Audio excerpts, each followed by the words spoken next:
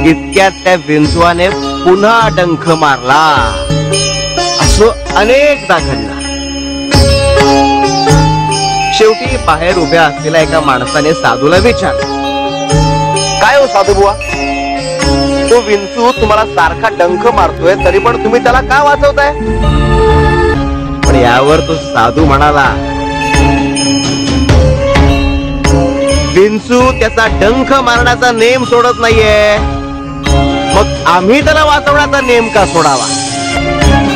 असं म्हणून तो साधू पुन्हा पाण्यात शिरला. स्वामी, वाचला मग का विंचू? अजून नाही. अजूनही तो विंचू गटांगळात खातोय. ती ओंझळ आपल्याला त्रास देण्यासाठी नाही तर आपल्याला वाचवण्यासाठी हे त्या विंचवाला अजून कळलंच नाहीये. पण ही गोष्ट त्याला लवकरात लवकर कळली पाहिजे, नाहीतर नुकसान त्याचंच आहे.